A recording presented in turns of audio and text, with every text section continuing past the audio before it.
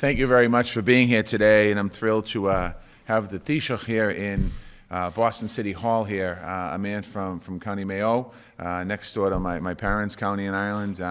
He's been a great leader in Ireland and a good friend here, and I had the great honor of having another conversation. Last time we spoke together face-to-face, we were in Croke Park in Dublin, Kilkenny versus Tip in the All-Ireland final, the replay match, so it was great. But it's great to be here again to invite the Taoiseach here, Enda Kenny, to Boston. Obviously, Boston and Ireland have deep bonds, bonds that go back not just with immigration, but with economic development, with culture, and for many of us, we have family ties back and forth. This cultural bond that we built in this country in the turn of the 19th century into the 20th century certainly has turned into an economic relationship over the last 100 plus years. Ireland is the U.S.'s sixth largest source of foreign investment, and also Irish companies employ 217,000 Americans. So when you think about the relationship between Ireland and Boston and Ireland, the United States of America, it's not a one-way, it's a two-way relationship, and something that's very important to kind of strengthen and show that we truly are a global country, America, and a global country, Ireland, and that we have a global economy that we're moving forward. U.S. is Ireland's top export destination. We often hear about the U.S. Tech companies in Ireland. In Boston, our own science leadership has attracted companies from Ireland to come to Boston, and together we are shaping the goals. We had in Boston, we had a lot of talk a year and a half ago about Primark coming to the downtown crossing area. Primark is, those of you who know, it's Ryan's, and Penny's, I should say, in Ireland, and it filled a hole in downtown crossing, and it's I believe it's one of the top grossing companies one of the top grossing spots that Primark has now in the world, right here in Boston. We also have companies from Dublin. We have Go Walk Tech, a medical company. We have Radix Biosciences, global leader in healthcare diagnostics. We have Health Beacon, Dublin's digital health firm. They're cutting a ribbon in South Boston this Thursday. And we have other companies, just a few other companies here. So it's exciting to see the conversation as we're moving here.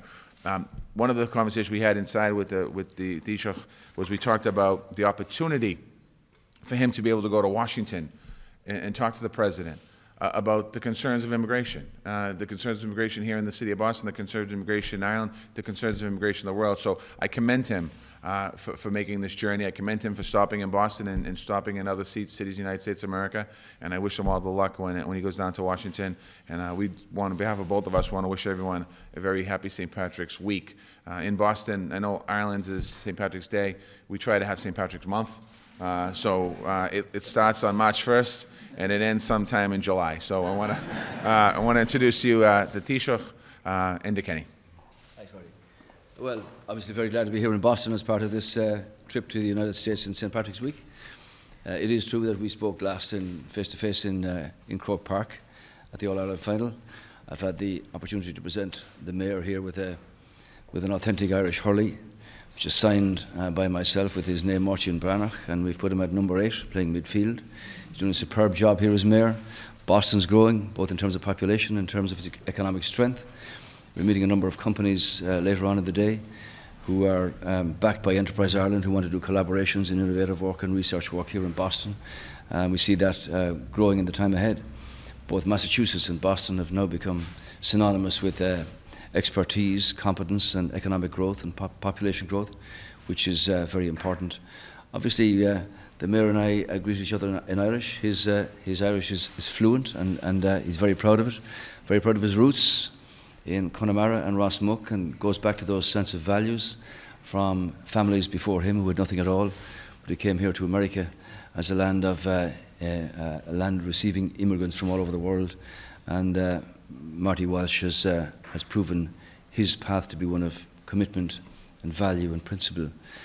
So we've discussed the opportunity of having the conversations with the President, the Vice President, Speaker Ryan and others from both Democratic and Republican parties on Capitol Hill, and I thank the Mayor for his leadership here in Boston, but also for his understanding that in terms of the Irish diaspora, this is an important opportunity to be able to set out our sense of value and the contribution that the Irish have made, are making and will continue to make to the United States.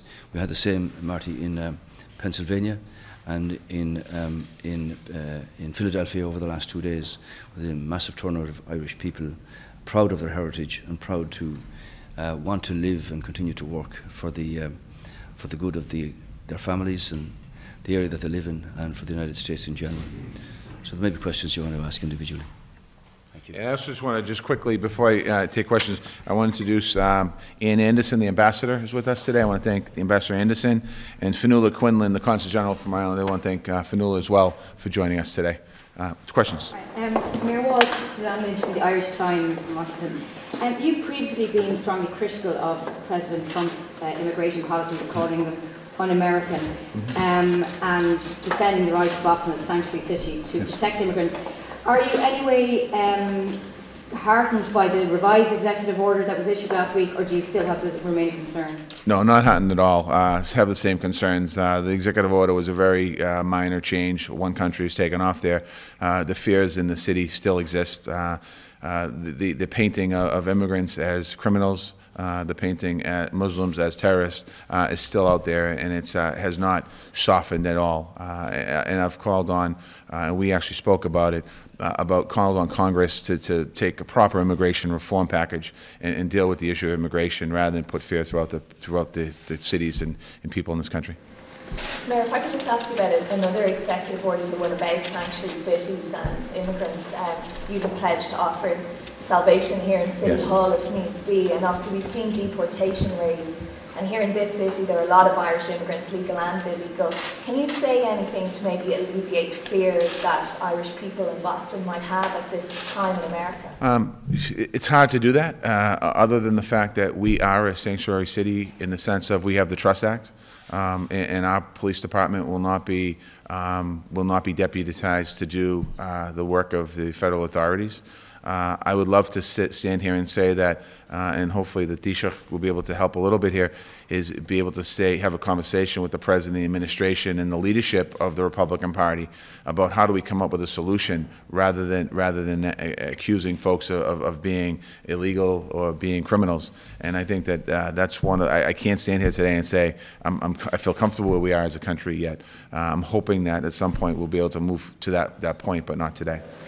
Mayor Walsh, do you have any reason to believe that Irish people could be treated as a special case, for instance? And Taoiseach, could you maybe outline what you will be saying to Donald Trump when you meet him on Thursday in the Oval Office? I mean, are you going to be pushing for us to be given some kind of special status? Is there anything that you can really impress him as to why the undocumented Irish should get full citizenship here? Let me just real quickly answer the first part of the question. I'm a proud son of Irish immigrants, but I would not be supportive of rules and regulations that just benefit people that are undocumented or Irish. We need a comprehensive piece of legislation. We need some clarity for all immigrants, all undocumented immigrants. You know, when you think of Boston, we are a multicultural city that is doing very well in the scope of the economy, and all the indications shows are doing well. But as mayor of the city of Boston, I represent all of the people in our city, and that means all of the different countries that are represented here. So I couldn't support something that just benefited one country. I made the point that I don't agree with blanket bans on Thank you. I made the point I don't agree with blanket bans on immigrants coming to any country. Clearly, Ireland's had a very long engagement with the United States over the last 200 years, and the contribution made by Irish immigrants and their descendants speaks for itself. Mayor and I have discussed this already, but I think it's important that we both agree that in respect of the situation that you have now with 11 million undocumented people living in the United States, that what is needed here is a pathway to reform. And we've discussed how that might actually apply. So in the context of speaking to the President and others in Washington, what I do want to say is that we've had that long contribution. We are continuing to make that contribution, and we want for those who are in this country, who have made their decision to live in America, to work for America, to raise their families in America, that we need an opportunity for a path to legitimization here. But it's not just about the Irish. It's also about our position as a member of the European Union. And I know that from speaking to the European Council leadership, that we have a job of work to do in making everybody understand just what the European Union is, what its potential is, what its potential to engage with the United States is, in a situation where Europe has created over almost 4.5 million new jobs in the last 3 years, and that you can work with the United States for the benefit of the two best developed regions on the planet and set down your trade opportunities and benefits on both sides of the Atlantic. So I intend to speak in general terms to the President and people in Washington about that. I also make the point that yesterday, Marty Down in Philadelphia, in front of the magnificent Irish memorial to the famine, that we announced a government decision to extend the rights to the Irish diaspora to vote in presidential elections from 2025 onwards, and to make the arrangements for that, which I think is a very significant statement indeed about the way we value what the Irish have done and are doing in so many countries around the world, and work on that. So in general terms, I expect to speak to the President, Vice President, Speaker of the House, and as I say, I thank the Mayor for his support in this, because it is not about the Taoiseach or the President, it's about the offices and the correlation between the two countries. We have made a huge contribution to the United States. Here's a living example of that. There are so many others who want to do the same and release that burden off their shoulders to give of their best to the American society, to the American economy, and to the country that they've chosen to live in. Allow me to follow up on that, please. There has been just allow me to follow up on that. Yeah. With the type of policies, however, that the President has enunciated through executive orders, are you concerned that this is in effect creating a divide and conquer type situation amongst undocumented immigrants? That's the first question. For a second story, could you also comment on Brexit and its impact on the border of Northern Ireland and Ireland in regard to Article 50, what that might produce? Well, in the first place, the decision taken by the electorate in the United States has resulted in a new administration taking office, and President Trump is the President of the United States. So obviously, within his powers, there are certain areas that he has executive authority on. Not in every issue, obviously. The courts determine the compliance with the Constitution or not, as is the case in my own country. So it's not for me to comment on executive orders, but to work with the situation in working with this new administration, and in terms of our potential. And what we have to offer is potential. And clearly we have some concerns and anxieties about those who are undocumented here, and we want to work with the administration in a way to dealing with that, not just in the case of Ireland, but also for so many others, because it's not a case of picking and choosing. Well, we might like to think that we could sort out our own problem of 50,000 undocumented. There are 11 million people in the United States who have not the required paperwork or documentation that's required here. In respect of the border, Brexit, as you know, is the term given to the decision of the United Kingdom, that is Northern Ireland, Scotland, England, Wales, to leave the European Union. Brexit is triggered by the Prime Minister writing a formal letter to the President of the European Council saying that the United Kingdom wishes to leave the European Union. When that article was written, nobody ever expected that anybody would leave the European Union, but that's the case. So since 1922, we've had a situation that you've had a border in Ireland. When the United Kingdom leave, the only internal land border in the European Union will be between Dundalk and Derry. We had a situation where for very many years you had what you call a hard border with customs posts on the main crossings, and during the times of the Troubles that all the other roads were blown up and impassable.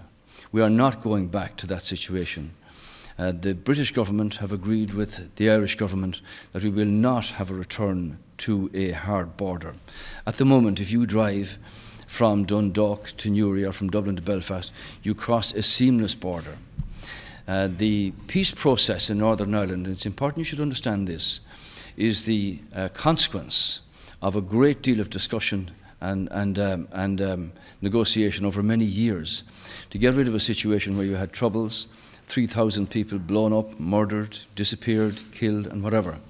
So now you have a seamless border, and that's guaranteed by what we call the Good Friday Agreement, voted on by people in the north and in the south in 1998. That agreement is backed by Europe. That agreement is backed by America. George Mitchell was the assigned person from the United States who did all those negotiations. So it's lodged internationally and internationally binding with the United Nations. We do not want anything to happen to that peace process.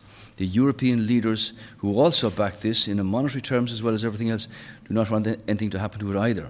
The British government, the Prime Minister and myself have agreed that this is a political challenge. It's a political challenge. So that while Northern Ireland, voting as part of the United Kingdom, the aggregate vote is to leave. We are not having a return to a hard border. We are not having customs posts on that border, because the understanding clearly is that it brought with it sectarian violence in the past, and we don't want that in the future. So that's the politics, and that will lead any other issues about technology or digital capacity or whatever else. The negotiations haven't actually started yet, because Article 50 hasn't been triggered. That may happen in the next week or 10 days. It's a matter for the British government. There's a discussion in the House of Commons again today, arising from the last vote in the House of Lords. So irrespective of those discussions, Article 50 will be triggered before the end of March. The European Union will return to that. And what I want is that in the negotiated outcome, that we're very clear about the border situation, but that we're also clear that the wording of the Good Friday Agreement, for which people north and south voted, is included where relevant in those agreed negotiations from a European perspective. That would mean that if at some time in the future the people of Northern Ireland were to say we want to join with the Republic, that would be seamlessly allowed to join the island of Ireland by consent, as is contained in the language of the Good Friday Agreement, in the same way as East Germany was able to join West Germany after the Berlin Wall fell. Thank you. I'm sorry, due to time, we have to let them go. Can we just do one last question in Irish? Katrina, in Irish. Ask away again. Yeah, well, I was going to ask the Taoiseach a question in Irish, but would you feel happy saying happy St. Patrick's Day in Irish? Well, ask the question first, and then we can... You think about it. Okay, get it. Ceisceán as gael gan thurscadí an teachbháin there din kind of bheith to display that in Uachtaráin. Well, the meg fragart an chura a thuga go muintir na héireann, tacht gon teachbháin agus leabhar leis an Uachtaráin agus an leas Uachtaráin agus na buil gon na páirtithe déilech agus Republican atá sin. So be me cant faoi chósaí Vídeatá seo i America, nach bhfuil pápar a fád acu, cuasaí achnaíochta, cuasaí ceangailte idir éireann agus America, an páirtitá dlacathe ag an muintir le coppla céad bliain anuas, agus freisin ó thaobh córa Norpa de, céir this cór a dhéanam leis an gomach dlú ceangailte an idir an Eorop agus na Stáit Aontaithe, ó thaobh cuasaí inistíochta, cuasaí forbairt achnaíochta agus cuasaí jobbanna a chur ar fáil. Agus that the Corchester and Vera, so Thurisha Fragra got Jasquelia, Tosaka Gamaka Teleraga. Fekimeshib. Thank you. Well, we will say it together. It's Law Eila Fádric Díobh Galéir. We said Law Eila Fádric Díobh Galéir. Law Eila Fádric Díobh Galéir. Yeah. That's not the kind of Mara Gaelic. Thank you. Thank you.